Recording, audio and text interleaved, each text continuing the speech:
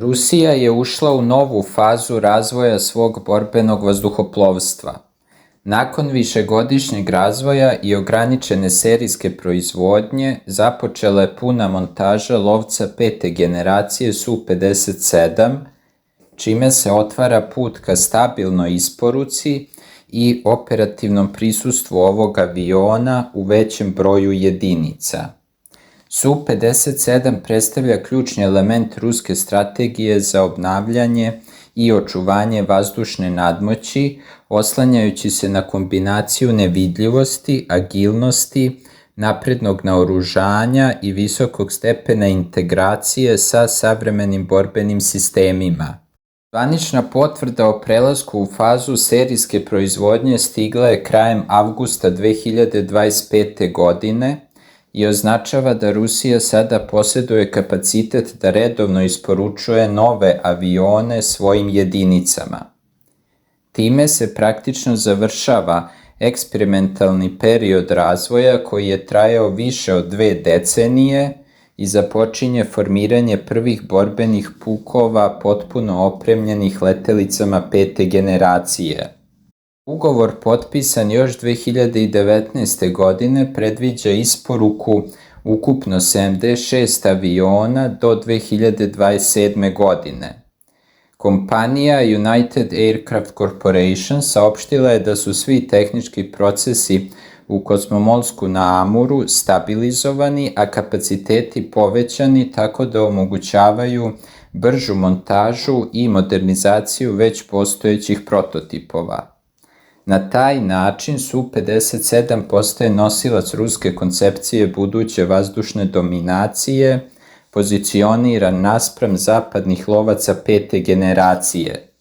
Istovremeno se razvija i lakša verzija Su-75 Šah-Mat, koja bi kao komplementaran projekat omogućila širenje izvozne ponude i zadržavanje industrijske konkurentnosti na svetskom tržištu.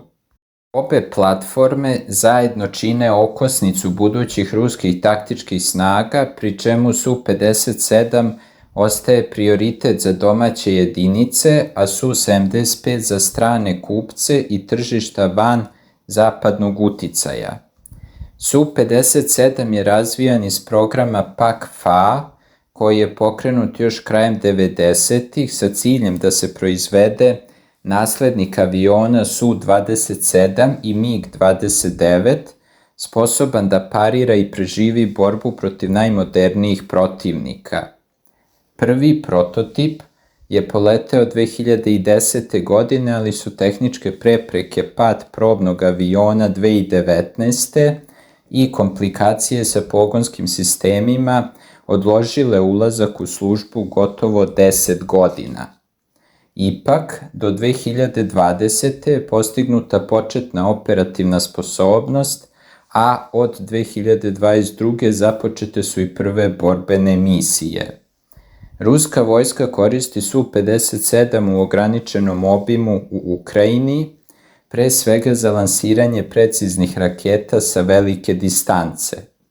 Time se izbegava direktno izlaganje neprijateljskim radarima i testiraju se borbeni algoritmi, senzori i sistemi elektronske zaštite u realnim uslovima. Na osnovu tih iskustava avioni su dobili nova softverska ažuriranja, optimizovane senzore i unapređene materijale za smanjenje radarskog i infracrvenog odraza. Su-57 je konstruisan kao dvomotorni, jednosedi višenamenski lovac sa masom od 18 tona i maksimalnom poletnom težinom od 35 tona. Sposoban je da razvije brzinu veću od 2 maha, a u krstarećem režimu održava supersoničnu brzinu bez upotrebe dodatnog sagorevanja. Zahvaljujući novom motoru iz Delije 30, predviđenom za modernizovanu verziju Su-57M, povećava se potisak, smanjuje potrošnja goriva i toplotni potpis, produžava borbeni radijus na oko 3500 km. Avion koristi radar N036 Belka sa aktivnim faznim nizom AESA, pasivni IR sistem za otkrivanje ciljeva, integrisane sisteme elektronskog ratovanja i mrežu podataka koja omogućava koordinisane napade sa bespilotnim letelicama S-70 Ohodnik.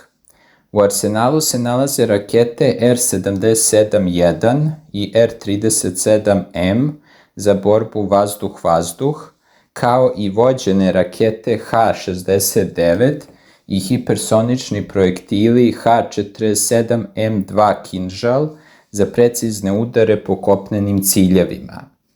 Masovna proizvodnja pokrenuta je u fabrici u Kosmomolsku na Amuru, gde je proširena upotreba kompozitnih materijala i digitalnih sistema montaže. Prvobitni ritam isporuka bio je spor, ali su u 2024. godini proizvedene 22 jedinice, a do sredine 2025. raspoređeno ih je između 25 i 32.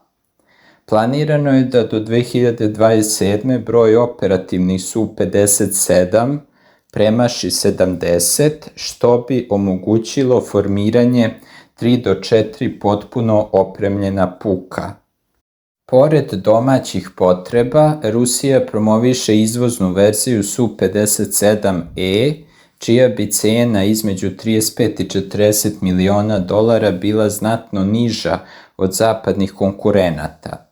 Alžir je već iskazao interesovanje, dok se kontakti održavaju i sa Indijom, Etiopijom i drugim državama koje teže modernizaciji svojih vazduhoplovstava van zapadnih lanaca isporuke. Integracija sa Ohodnikom dodatno povećava privlačnost sistema, nudeći mogućnost kombinovanih misija sa posadom i dronom. Ipak, program se suočava sa ozbiljnim izazovima. Sankcije ograničavaju pristup mikroelektronici i kompozitima, a kapaciteti domaće industrije još nisu u potpunosti usposobljeni da popune te praznine. Održavanje i obnova stelta zahteva specijalizovanu infrastrukturu koju trenutno posjeduje ograničen broj baza. Zbog toga se Su-57 za sada koristi selektivno, pretežno u ulozi strateškog odvraćanja i testiranja novih tehnologija. Uprkos teškoćama, Su-57 ostaje ključni projekat ruske vojne industrije. Njegova puna operativna primjena mogla bi u narednim godinama da izmeni odnos snaga u vazdušnom prostoru, dok Moskva paralelno razvija koncepte 6. generacije i sve dublju integraciju sa autonomnim platformama. Ulazak u masovnu proizvodnju ne predstavlja samo industrijski uspeh, već i političku poruku da Rusija ne odustaje od ambicije da zadrži status jedne od vodećih vazdušnih sila sveta.